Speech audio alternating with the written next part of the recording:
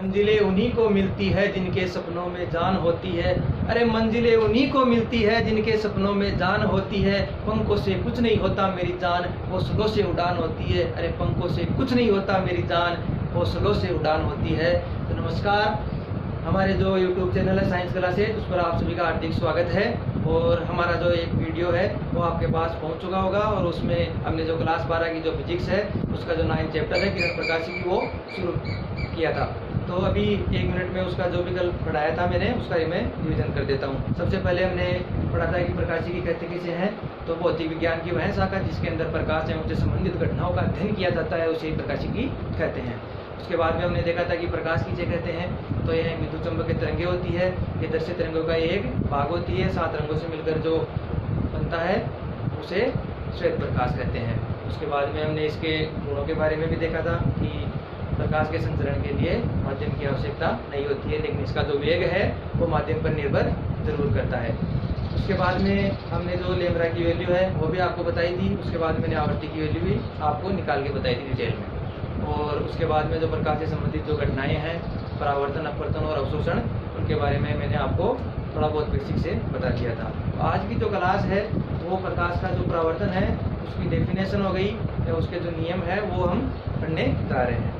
तो जो आज की क्लास में है आपके बोर्ड के ऊपर आपको प्रकाश के परावर्तन की डेफिनेशन बिल्कुल लिखी हुई है। जब एक प्रकाश किरण एक माध्यम से दूसरे माध्यम में प्रवेश करती है तो पृथककारी पृष्ठ, जिसे हम परिसीमा भी बोलते हैं, से टकराकर वापस उसी माध्यम में लौट जाती है। इसी घटना को प्रकाश का परावर्तन कहते हैं।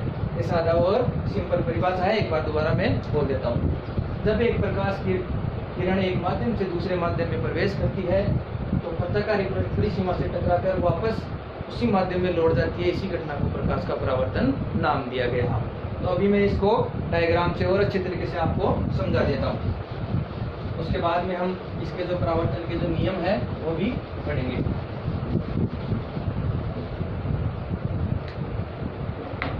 तो हम ये एक सतह ले लेते हैं, इसके एक साइड हमने पॉलिश कर दी।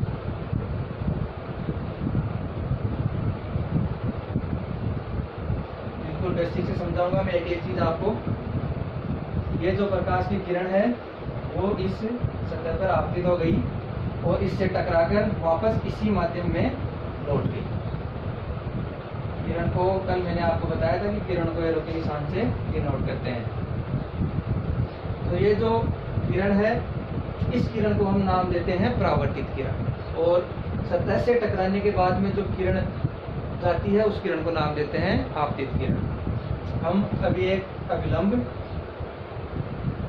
देते हैं। आपको पता है विलंब 90 डिग्री होता है। इस किरण का नाम हमने दे दिया परावर्तित किरण।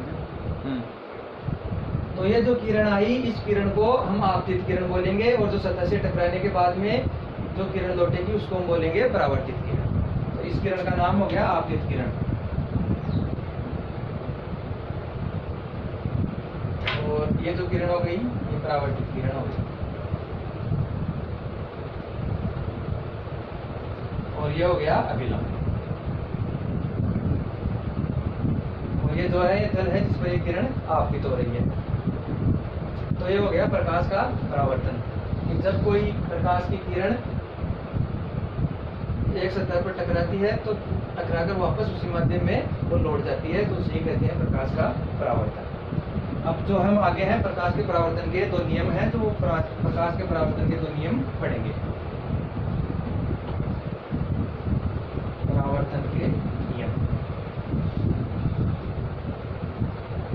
जिसमें पहला नियम है ये जो कोण है आपतित किरण और अभिलंब के जो मध्य का कोण है इस कोण को नाम देते हैं आपतन कोण। और इस कोण को हम करते हैं I से डिनोट। और जो ये अभिलंब है और ये जो परावर्तित किरण है इनके मध्य जो कोण है इस कोण को बोलते हैं परावर्तन कोण और इसको डिनोट करते हैं R से।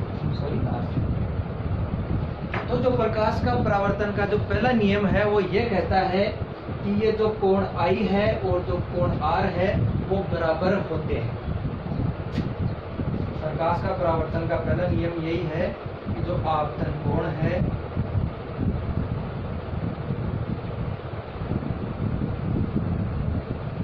और परावर्तन कोण, ये बराबर होते हैं।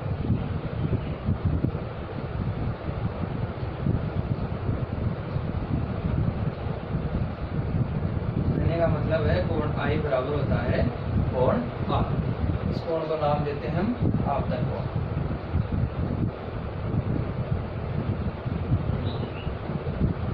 और ये जो कोण हो गया ये हो गया परावर्तन कोण।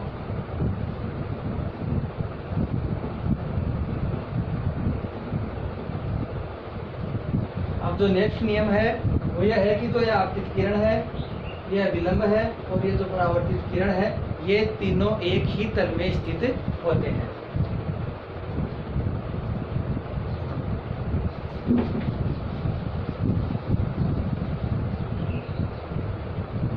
आपतित किरण हो गई,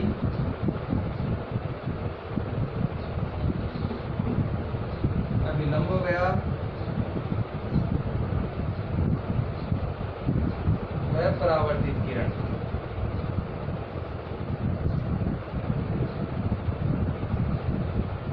तीनों एक ही तल में होते हैं।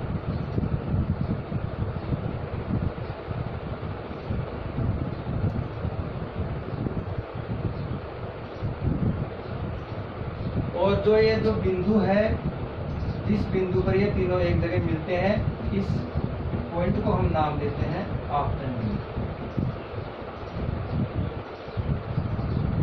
ये हो गए परावर्तन के दोनों नियम।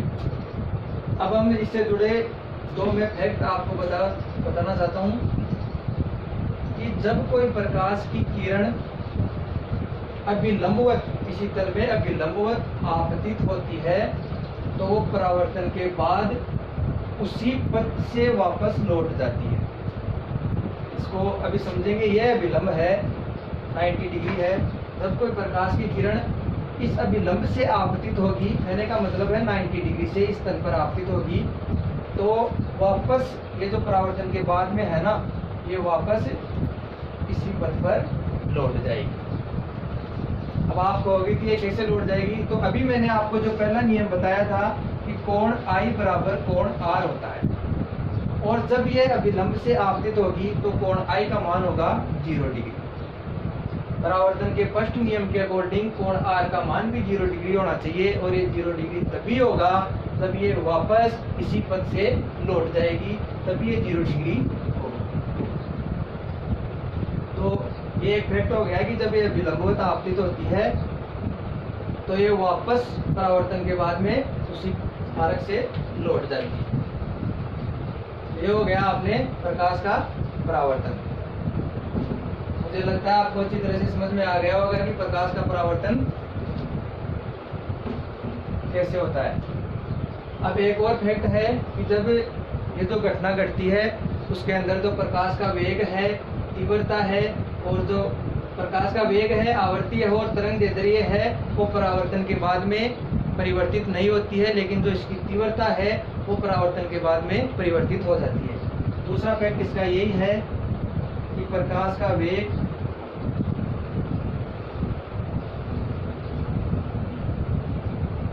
आवर्ती, तरंगदैर्ध्य, परावर्तन के बाद अपरिवर्तित रहती है।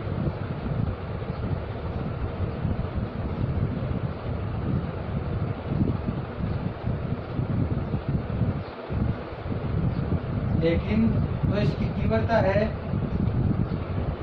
वो सतह के हिसाब से बदल जाती है।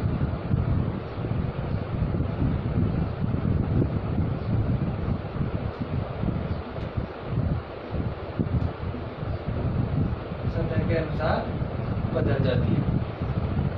तो ये हो गया इसका दूसरा फैक्ट। तो आज की क्लास के लिए इतना ही काफ़ी है। आगे हम जो प्रकाश के परावर्तन समतल दर्पण में कैसा होता है, गोलीय दर्पण में कैसा होता है, उस हिसाब से हम पढ़ेंगे। तो मुझे लगता है आपको अच्छी तरह से समझ में आया होगा। अगर और भी आपको अच्छे से समझना है तो आप रेगुलर हमारी जो क्लासें हैं वो लीजिए, और अगर आपको वीडियो अच्छा लगे तो उसको लाइक शेयर ज़रूर करें और सब्सक्राइबर करना बिल्कुल भी ना भूलें।